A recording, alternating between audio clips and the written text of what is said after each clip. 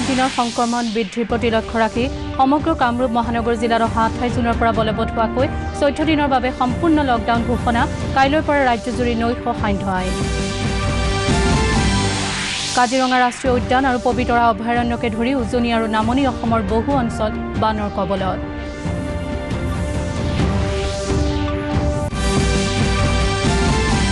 গুৱাহাটীৰ কাহিলীপাৰাত সংঘটিত ভূমিস্খলনৰ ঘটনাত এটা বাসগৃহ ক্ষতিগ্ৰস্ত হোৱাৰ লগতে 3 গৰাকী লোক আহত সমগ্ৰ বিশ্বৰ লগতে ভাৰততো কোভিড-19 সংক্ৰমণ অব্যাহত বিশ্বত 97,41,475 গৰাকী লোক কোভিড-19 আক্ৰান্তৰ বিপৰীতে ভাৰতত এই পৰ্যন্ত 4,91,992 গৰাকী আক্ৰান্ত আৰু কোভিড-19 মহামাৰীৰ পৰিপ্ৰেক্ষিতত CBSEৰ বাকি থকা পৰীক্ষাসমূহ বাতিল কৰাৰ ক্ষেত্ৰত উচ্চতম ন্যায়ালয়ৰ অনুমতি প্ৰদান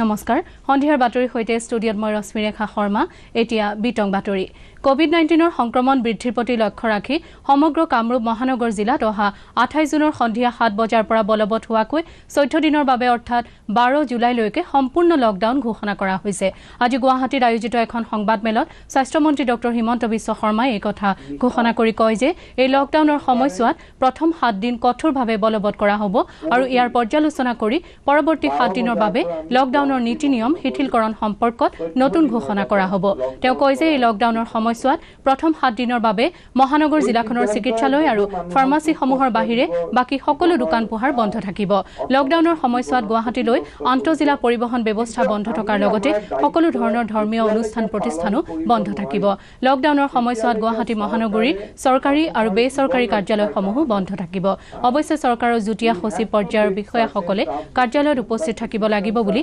নিৰ্দেশনাটোত কোৱা হৈছে ডক্টৰ শৰ্মাই কয় যে কোভিড-19 প্ৰতিৰোধৰ ব্যৱস্থা হিচাপে কাইলৈ সন্ধিয়া 7 বজাৰ পৰা পুৱা 7 বজালৈ সমগ্ৰ ৰাজ্যখনতে নৈশ সান্ধ্য আইন বলবৎ কৰা হৈছে একেদৰে ৰাজ্যৰ নগৰ সমিতি আৰু পৌৰসভাৰ অন্তৰ্গত ঠাইসমূহত প্ৰতি শনিবাৰ আৰু দেওবাৰৰ দিন দুটাত লকডাউন বলবৎ কৰা হৈছে বুলি ডক্টৰ শৰ্মাই সদৰি কৰে অনিচ্ছা সত্ত্বেও ক'ব বাধ্য হৈছো যে আমাৰ হাতত কোনো অপচন নাছিলে আৰু সেই কাৰণে ৰবিবাৰে ৰাতি 12 বজাৰ পৰা 14 দিনলৈকে 14 নিশা আৰু দিন আৰু নিশা মিলি আপ টু 12 আগষ্ট ন সো 14 ডেজ আমাৰ লকডাউন গুৱাহাটী মহানগৰী আৰু এক প্ৰকাৰ মহানগৰী বুলি কওঁতে GMC এৰিয়া বুজায় within the jurisdiction of Kamrup metro' entire Kamrup metro' ডিষ্ট্ৰিক্টত 12 জুলাইলৈকে লকডাউন ঘোষণা কৰা হৈছে মই ৰাইজক আহ্বান জনাম যে আজি কালি আৰু পৰহি 3টা দিন মহানগৰীখন খোলা থাকিব অত্যাৱশ্যকীয় সামগ্ৰী আমি সংগ্ৰহ কৰি ল'ব লাগে কাৰণ এইবাৰ লকডাউনৰ সময়ছোৱাত শাক পাচলি মাছ মাংস আনকি গেলামালৰ দোকানো খোলা নাথাকিব except pharmacy, laboratory আৰু hospitalক বাদ দি nothing will be open.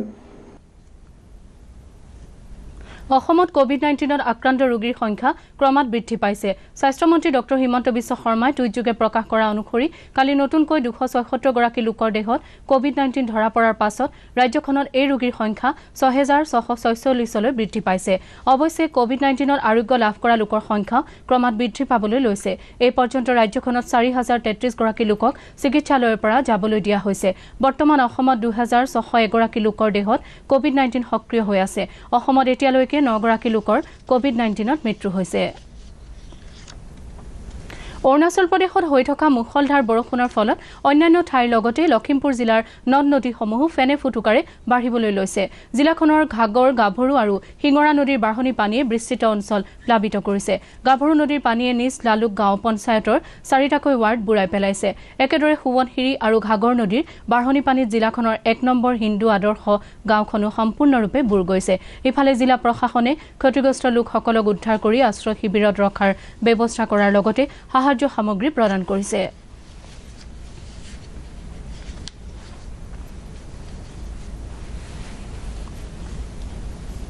বিশ্ব ঐতিহ্য ক্ষেত্ৰ কাজিৰঙা ৰাষ্ট্ৰীয় উদ্যানৰ কিছু অংশ সম্প্ৰতি বানৰ কবলত পৰিছে। বিগত এটা সপ্তাহ ধৰি কাৰ্বি আংলঙত হোৱা নেৰানেপেৰা বৰষুণৰ ফলত বৈ অহা পানীয়ে ৰাষ্ট্ৰীয় উদ্যানখনত প্ৰৱেশ কৰাৰ লগতে ব্ৰহ্মপুত্ৰ নদীৰো জলস্তৰ বৃদ্ধি হৈ উদ্যানখনৰ ন অঞ্চল প্লাবিত হৈছে। উদ্যানখনৰ সঞ্চালক পি শিৱকুমাৰে আমাৰ সংবাদদাতাক জনোৱা অনুসৰি পূৰ্বৰ বছৰবোৰৰ তুলনাত এইবেলি বানৰ প্ৰকোপ বৃদ্ধি পোৱা নাই যদিও ইতিমধ্যে উদ্যানখনৰ 30ৰ পৰা 40% বনভূমি বানত বুৰ গৈছে। সঞ্চালকগৰাকীয়ে লগতে কয় যে বানৰ বাবে উদ্যানখনৰ কিছু সংখ্যক বন্যপ্ৰাণীয়ে সুৰক্ষিত স্থান বিচাৰি কাৰ্বি পাহাৰৰ দিশে অগ্ৰসৰ হৈছে। বন্যপ্ৰাণীৰ সৈতে হ'ব পৰা দুৰ্ঘটনা ৰোধ কৰাৰ বাবে 37 নম্বৰ ৰাষ্ট্ৰীয় ঘাইপথেৰে অহা-যোৱা কৰা গাড়ীসমূহৰ গতিবেগ নিয়ন্ত্ৰণ কৰাৰ বাবে টাইম কাৰ্ডৰ ব্যৱস্থা কৰা হৈছে বুলি তেওঁ জানিবলৈ দিয়ে। আৰু ওলাই যোৱাটো সকলোকে শেষত ওলাই যায়।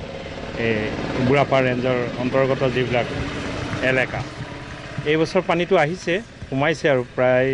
50% থাকি বেছি এলেকা এতিয়া প্লাবিত হৈছেগৈ। মৰিগাঁও জিলাৰ বৃহত্তৰ মায়ং অঞ্চলৰ পবিতৰা অভয়াৰণ্য ব্ৰহ্মপুত্ৰৰ বানৰ কবলত পৰিছে। ব্ৰহ্মপুত্ৰৰ বাঢ়নী পানীয়ে অভয়াৰণ্যখনৰ প্ৰায় 80% অঞ্চল জলমগ্ন কৰি তুলিছে। বানৰ ফলত অভয়াৰণ্যখনৰ পাগলাডুবা, ননতলী, হাঁহচৰা, কুক্কাৰী, ঢলি, বকুলজান, হাডুক, কমাৰপুৰ, টুপলুং, কুচিয়ানী আদি বন শিবিৰসমূহো ক্ষতিগ্ৰস্ত হৈছে। বৰ্তমান অভয়াৰণ্যখনৰ পৰা গড়, মহ আৰু বনৰীয়া গাহৰিৰ লগতে আন জীৱ-জন্তুসমূহ ওচৰৰ নিৰাপদ আৰু ওখ ঠাইলৈ ঢাপলি মেলা দেখা গৈছে। বানৰ সুযোগ গ্ৰহণ কৰি চোৰাং চিকাৰীয়ে যাতে অভয়াৰণ্যখনত প্ৰৱেশ কৰিব নোৱাৰে তাৰ বাবে বন সুৰক্ষা বাহিনীয়ে চোকা পহৰাৰ ব্যৱস্থা কৰিছে। কালি নিশাৰে পৰা হৈ থকা বৰষুণৰ ফলত সংঘটিত এটা ভূমিস্খলনৰ ঘটনাত আজি পুৱা গুৱাহাটী কাহিলীপাৰাৰ পাৱাৰ হাউচৰ 33 কোটি দেৱালয়ৰ ওচৰত এটা বাসগৃহ ক্ষতিগ্ৰস্ত হোৱাৰ লগতে 3 গৰাকী লোক আহত হয়। আমাৰ সংবাদদাতাই জনোৱা অনুসৰি মাটিৰে সৈতে এখন গাৰ্ডৱাল বাসগৃহটোৰ ওপৰত খহি পৰাৰ ফলত ঘৰটোত ভৰত কলিতা নামৰ এজন যুৱক আবদ্ধ হৈ পৰে। ঘটনাৰ পাছতেই SDRF আৰু NDRFৰ জোৱান ঘটনাস্থলীত উপস্থিত হৈ কেইবা ঘণ্টা ধৰি চলোৱা অভিযানৰ পাছত জোৱানসকলে যুৱকজনক জীৱন্তে উদ্ধাৰ কৰিবলৈ সক্ষম হয়। মূৰ আৰু দুয়োখন ভৰিত আঘাত পোৱা লোকজনক পাছত চিকিৎসালয়লৈ প্ৰেৰণ কৰা হয়। ইফালে গুৱাহাটী উন্নয়ন মন্ত্ৰী সিদ্ধাৰ্থ ভট্টাচাৰ্যই ঘটনাস্থলীত উপস্থিত হৈ পৰিস্থিতিৰ বুজ লয়।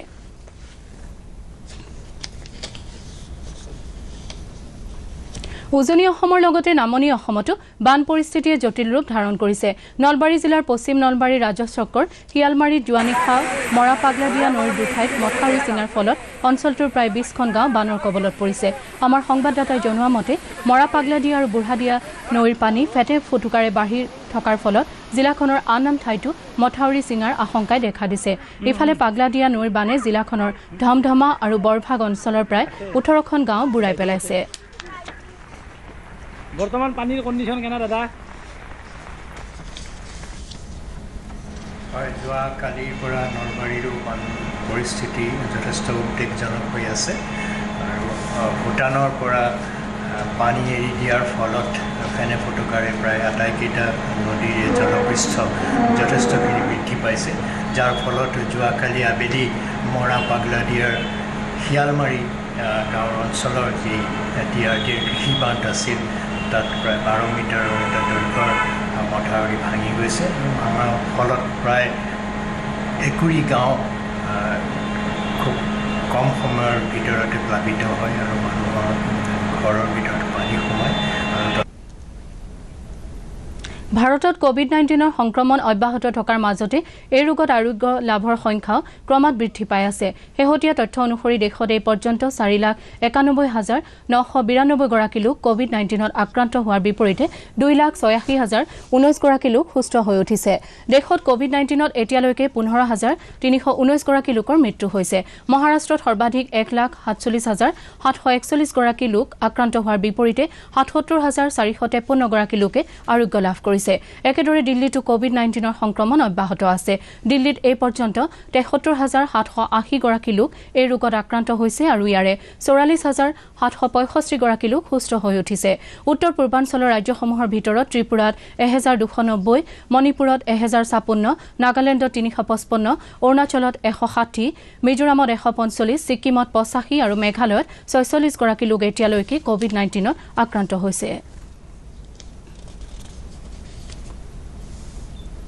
সমগ্ৰ বিশ্বত কোভিড-19 সংক্ৰমণ অব্যাহত আছে হেহতিয়াকৈ লাভ কৰা তথ্য অনুসৰি সমগ্ৰ বিশ্বত এই পৰ্যন্ত 97,41,475 গৰাকী লোক কোভিড-19ত আক্ৰান্ত হৈছে আক্ৰান্তসকলৰ ভিতৰত 52,72,767 গৰাকী লোকে এই ৰোগৰ পৰা আৰোগ্য লাভ কৰিছে বিশ্বত এই পৰ্যন্ত কোভিড-19ত 4,92,462 গৰাকী লোকৰ মৃত্যু হৈছে আমেৰিকা যুক্তৰাষ্ট্ৰত সৰ্বাধিক 25,06,674 ব্ৰাজিলত 12,33,147 আৰু ৰাছিয়াৰ 6,20,794 গৰাকী লোক এই পৰ্যন্ত কোভিড-19ত আক্ৰান্ত হৈছে আগন্তুক এসপ্তাহৰ ভিতৰতে বিশ্বত কোভিড-19ত আক্ৰান্ত হোৱা লোকৰ সংখ্যা 1 কোটিৰ ঘৰত স্পৰ্শ কৰিব বিশ্ব স্বাস্থ্য সংস্থাৰ জৰুৰীকালীন কাৰ্যসূচীৰ কাৰ্যবাহী সঞ্চালক মাইক ৰিয়ানে কয় যে উত্তৰ দক্ষিণ আৰু মধ্য আমেৰিকাৰ বহুকেইখন দেশত এতিয়াও গণসংক্ৰমণ অব্যাহত আছে বিশ্ব স্বাস্থ্য সংস্থাই প্ৰকাশ কৰা অনুসৰি যোৱা মঙ্গলবাৰে সমগ্ৰ বিশ্বত 1,33,326 গৰাকী লোক নতুনকৈ কোভিড-19ত আক্ৰান্ত হৈছিল ইয়াৰ ভিতৰত আমেৰিকা যুক্তৰাষ্ট্ৰ মেক্সিকো চিলি পেৰু আৰু ব্ৰাজিলত সৰ্বাধিক লোক আক্ৰান্ত হৈছে কোভিড-19 মহামাৰীৰ পৰিপ্ৰেক্ষিতত কেন্দ্ৰীয় মাধ্যমিক শিক্ষা পৰিষদ চমুকৈ CBSEৰ বাকি থকা পৰীক্ষাসমূহ বাতিল কৰাৰ ক্ষেত্ৰত উচ্চতম ন্যায়ালয়ে অনুমতি প্ৰদান কৰিছে জুলাইত অনুষ্ঠিত কৰিবলগীয়া চূড়ান্ত পৰীক্ষা বাতিল কৰি ছাত্ৰ-ছাত্ৰীসকললৈ পূৰ্বৰ পৰীক্ষাৰ নম্বৰৰ ওপৰত ভিত্তি কৰি নম্বৰ প্ৰদান আঁচনি গ্ৰহণ কৰিবলৈ নিৰ্দেশনাটোত কোৱা হৈছে ন্যায়াধীশ AM খানউইলকাৰ ন্যায়াধীশ দীনেশ মহেশ্বৰী আৰু ন্যায়াধীশ সঞ্জীৱ খান্নাক লৈ গঠিত এখন খণ্ড বিচাৰপীঠে CBSEক পৰীক্ষা বাতিল সম্পৰ্কত এখন অধিসূচনা প্ৰকাশ কৰাৰ বাবে অনুমতি প্ৰদান কৰিছে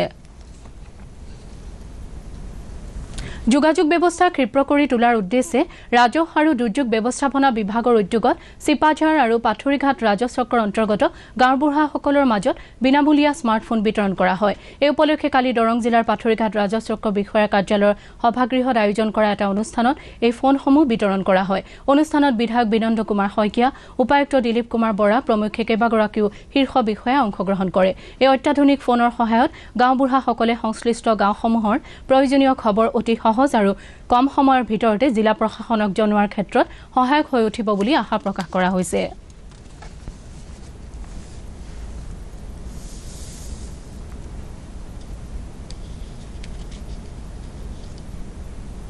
যোৱা নিশা 8:18 পৰা অম্বুবাচীৰ নিবৃত্তি ঘটিছে যোৱা সোমবাৰে পুৱা 7:54 প্ৰবৃত্তি ঘটা অম্বুবাচীৰ পৰিপ্ৰেক্ষিতত গুৱাহাটীৰ প্ৰসিদ্ধ শক্তিপীঠ কামাখ্যা মন্দিৰৰ দুৱাৰ বন্ধ ৰখা হৈছিল যদিও যোৱা নিশা নিবৃত্তি ঘটাত মন্দিৰটো চাফ চিকুণ কৰাৰ পাছত আজি পুৱাৰে পৰা পুৰোহিতসকলে প্ৰচলিত ৰীতি-নীতিৰে মন্দিৰত পূজা অৰ্চনা আৰম্ভ কৰিছে উল্লেখযোগ্য যে ৰাজ্যত উদ্ভৱ হোৱা কোভিড-19 সংক্ৰমণৰ পৰিপ্ৰেক্ষিতত কামাখ্যা মন্দিৰৰ দুৱাৰ দৰ্শনাৰ্থীৰ বাবে অহা 30 জুন পৰ্যন্ত বন্ধ ৰখা হ'ব বুলি মন্দিৰ কৰ্তৃপক্ষই ইতিমধ্যে ঘোষণা কৰিছে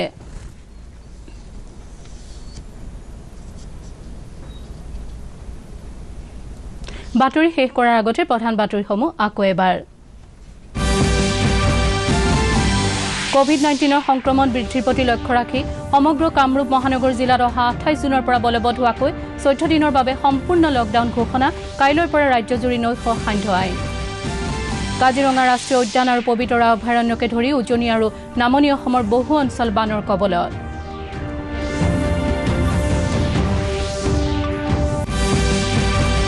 গুৱাহাটী কাহিলীপাৰাত সংঘটিত ভূমিস্খলনৰ ঘটনাত এটা বাসগৃহ ক্ষতিগ্ৰস্ত হোৱাৰ লগতে 3 গৰাকী লোক আহত